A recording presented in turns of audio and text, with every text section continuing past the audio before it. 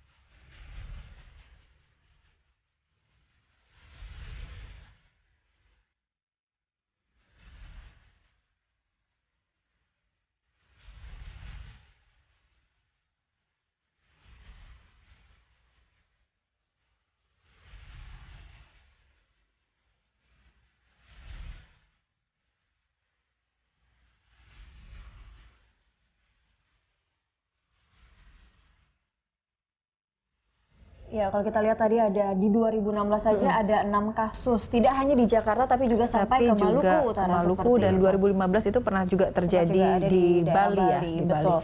Nah, Pak Darman, kita lanjutkan tadi. Kalau tadi si driver lebih diutamakan ini safety drivingnya gitu, dan perlu tidak ini screening bahwa si calon driver ini sebenarnya mungkin pemain lama atau mungkin dia kurir tapi dia biar lebih legal lagi nih menjadi bisnis ojek online ini untuk sebagai pekerjaan dia memang untuk mengantarkan barang-barang narkoba ini. Ya, kalau kenyataan tadi RS kan begitu ya, tetapi itu berarti dia belum pernah ketangkap oleh polisi. Karena kalau sudah ketangkap mestinya dia tidak bisa memperoleh surat kelakuan baik, gitu loh. Nah, sementara seleksi masuk baik itu di Grab, di Uber, di Gojek itu menurut saya ya itu cukup ketat. Bahkan KTP, KK itu juga itu dokumen itu harus lengkap. Itu harus lengkap. Juga SKCK gitu, ya Pak. Ya, itu sebagai dasar. Artinya apa? Kalau dari segi seleksi, menurut saya sih sudah cukup bagus. Nah, bahwa mungkin katakanlah kasus RS itu mungkin karena yang bersangkutan memang pemain tetapi belum pernah ketangkap gitu. Nah, kalau begitu apa yang bisa dilakukan? Ya saya kira yang bisa dilakukan oleh perusahaan-perusahaan adalah tetap memperketat seleksi itu. Tetapi berikutnya adalah pendidikan secara rutin. Artinya entah 3 bulanan, entah setengah tahunan, gitu, itu tetap harus ada pendidikan untuk mengenalkan mengenai pertama soal bagaimana mempunyai jiwa sensitivitas terhadap persoalan-persoalan yang dihadapi. Kan mungkin tadi boleh jadi nanti tidak hanya soal pengiriman, tapi mungkin juga kasus-kasus terorisme, itu sangat mungkin loh ya, penculikan dan sebagainya. Ini kan juga mesti mereka harus punya sensitivitas. Kedua tentu saja soal bagaimana mengenali barang-barang itu. Tetapi kalau saya ngobrol dengan teman Gojek, teman ojek online gitu ya, ya mereka menghendaki supaya barang itu lebih baik dibuka saja seperti itu. Karena bisa saja penumpang juga ditanyakan apa yang dititipkan, bisa saja tidak mengatakan hal yang sesungguhnya seperti itu kan Pak? Tentu saja, karena kalau mengatakan yang sesungguhnya kan nggak akan dikirim. Tetapi kalau dibuka, ya memang seakan-akan tidak ada privacy. Tapi kalau itu yang dikirim adalah sesuatu yang wajar, katakanlah makanan atau mungkin pakaian atau buku, kan nggak ada masalah. Itu yang paling penting kan setelah dibuka di depan pengojeknya, tutup kembali di depan si pemilik. Jadi ada jaminan bahwa barang-barang itu terjaga, gitu loh. Itu saya kira yang paling penting. Daripada nanti saya khawatir nanti yang jadi korban adalah pengojeknya. gitu karena itu tadi ternyata yang dibawa adalah barang yang terlarang dan ada yang menjebak. Itu juga harus diantisipasi. Pak Darman, selain memeriksa barang-barang yang kalau memang mungkin kan gitu diperbolehkan untuk memeriksa barang-barang yang akan dikirim, ada hal lain mungkin kalau misalnya meminta surat pernyataan itu terasa berlebihan nggak Pak? Kalau surat pernyataan mungkin agak berlebihan. Berlebihan. Tapi saya kira yang lebih realistis adalah dibuka aja barang itu, terus setelah ketahuan tutup kembali. Jadi kan bagi pengirim itu kan sebetulnya rasa aman barangnya kan.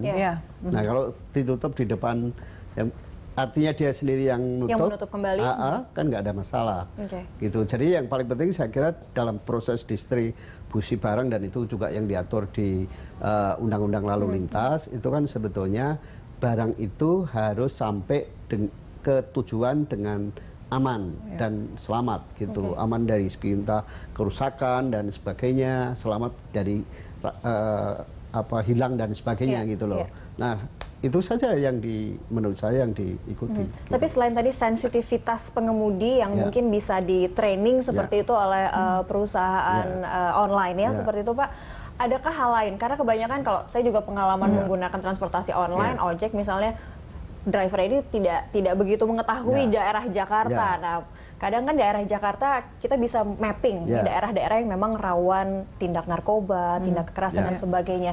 Itu juga perlu disosialisasikan oleh perusahaan. Betul. Saya kira artinya dalam training-training tadi itu juga menjelaskan daerah-daerah mana, kampung-kampung mana yang sangat rawan dengan narkoba atau rawan dengan kekerasan dan sebetulnya kan itu juga polisi sudah punya mappingnya gitu baik itu soal kekerasan di jalan baik narkoba maupun yang lainnya itu polisi sudah punya mappingnya dan tinggal pada saat training itu disampaikan gitu sehingga si pengemudi itu paham, oh kalau saya masuk ke kampung ini saya harus hati-hati. Ya, harus sudah tahu dengan resiko akan diorder oleh hal-hal yang mungkin membahayakan dirinya seperti itu ya Pak ya. Termasuk dijebak-jebak barang itu juga sudah harus diperhitungkan. Gitu. Ya, kita akan lanjutkan. Pemirsa, kami akan lanjutkan perbincangan terkait dengan tema Lansok kami kali ini. Kami akan kembali saat lagi.